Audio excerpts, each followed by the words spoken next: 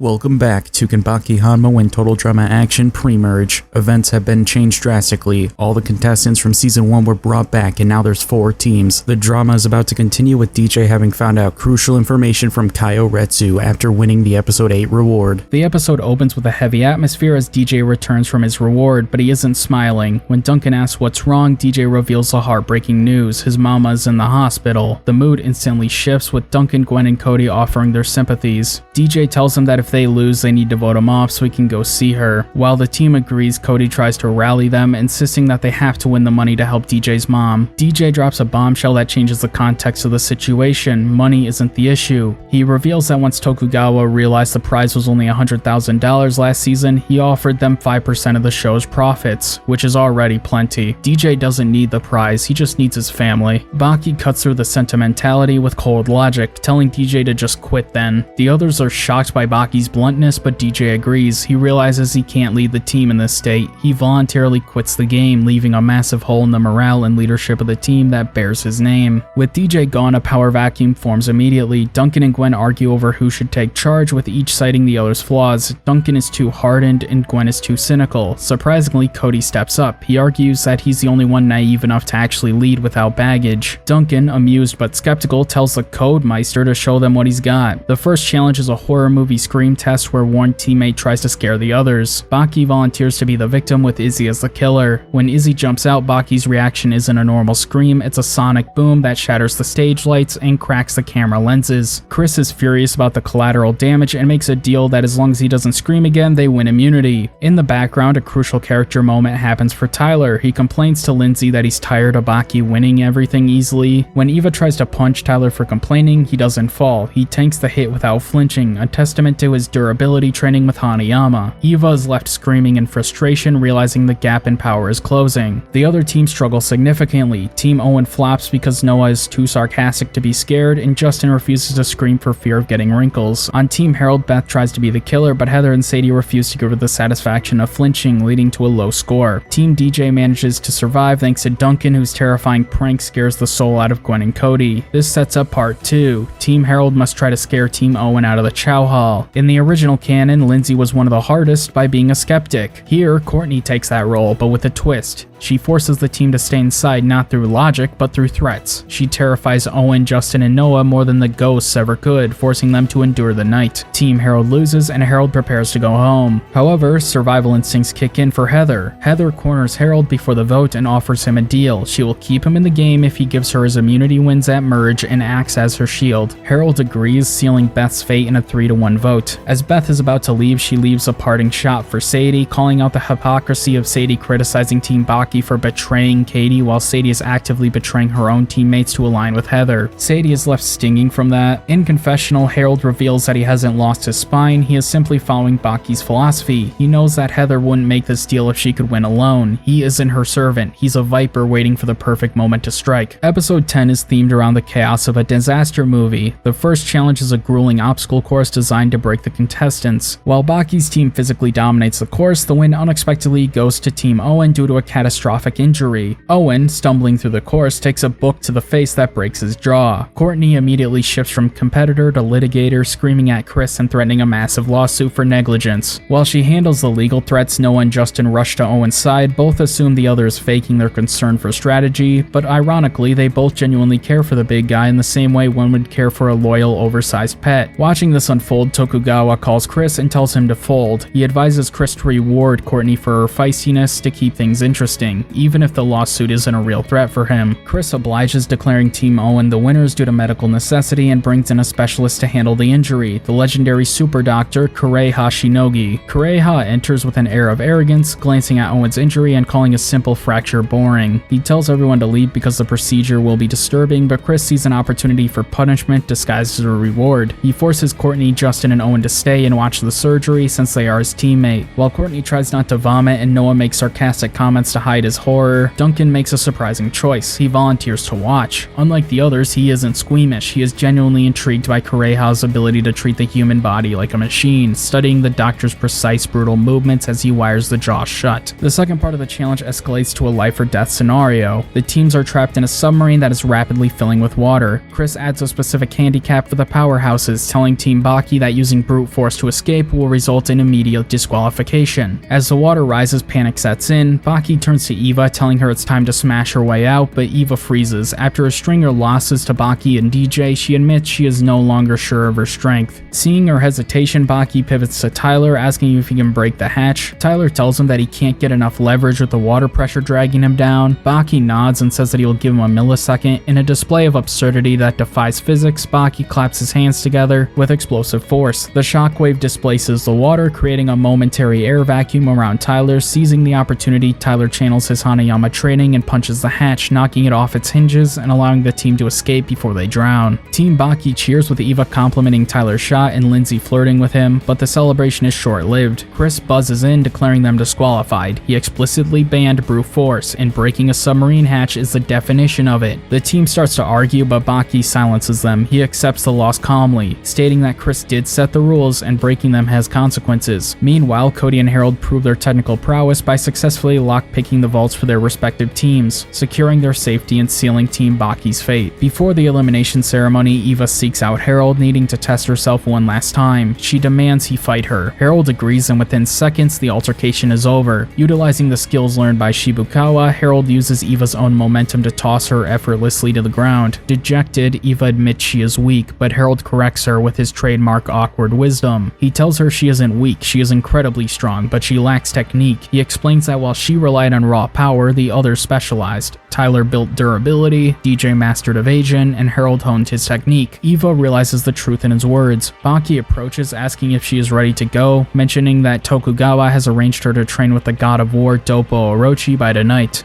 Eva accepts her elimination with newfound resolve. She thanks the team for their patience, promising to come back stronger, and ominously warns Tyler that she will pay him back for outshining her, causing the jock to gulp nervously as she departs. Episode 11 is the War Movie Challenge. The dynamic on Team Baki shifts immediately as Lindsay decides she wants to step up and take charge. Instead of dismissing her, Baki fully supports the notion, encouraging her to take the lead. The first part of the challenge involves creating the best explosion. On Team DJ, Duncan is eager to simply create the biggest, loudest blast possible, but Gwen intervenes. She rearranges the explosives to create something more akin to an art piece than a simple detonation. Her artistic touch impresses Chris enough to grant Team DJ immunity, with Team Harold coming in a close second. When Duncan hears that the next part of the challenge is capture the flag, a game he would have dominated, he throws a tantrum, complaining that the one time a challenge suits his skill set, they win immunity immediately. Gwen sarcastically tells him to relax, assuring him they will have plenty of chances to be losers again. Cody points out that their team has actually been incredibly dominant, having only lost once. With Team DJ and Team Harold safe, the battle for survival comes down to Team Baki versus Team Owen. Team Owen's strategy is shaky at best. Owen's jaw has been surgically repaired by Kureha, but he is forced to wear a brace until it fully heals, making him less effective. Noah and Justin are essentially fodder in a physical confrontation, leaving Courtney as the only capable combatant. On the opposite side, Lindsay concocts a surprisingly layered plan. She predicts that Courtney will expect a direct assault, so she sends Izzy and Tyler out as bait while she and Baki guard the chest. Her plan hinges on deception. Izzy is to feign defeat to lure Courtney away from her base. The plan goes into motion and chaos ensues. Courtney successfully defends her chest, taking down both Izzy and Tyler. Tyler crawls back to base to report the ambush to Baki, unaware that Courtney had planted a makeshift smoke bomb on his back. It detonates, blinding the defenders, and in the confusion, Courtney manages to steal Team Baki's chest. However, Lindsay's prediction holds true. While Courtney was busy attacking, Izzy, who was only pretending to be beaten, pops up and steals Team Owen's chest. The two fierce competitors meet in the middle of the battlefield for a showdown, but Baki decides to end it. Utilizing his blinding speed, he simply swoops in, grabs the chest from the fray, and runs it back to base before anyone can react. Chris declares Team Baki the winners, sending Team Owen to elimination. Back at the trailers, Team Owen is in shambles. Courtney throws a massive tantrum, furious that she was outsmarted by Lindsay and Baki. Justin attempts to salvage his game by approaching Courtney, suggesting they eliminate Noah instead of Owen. Courtney, however, immediately shuts him down with a threat. She demands they vote for Owen, accusing Justin of planning a backstab. She makes it clear, if Justin doesn't vote for Owen, she will convince Noah and Owen to vote for him. Justin runs the numbers and realizes that at best, he forces a tiebreaker against Courtney, a duel he knows he cannot win.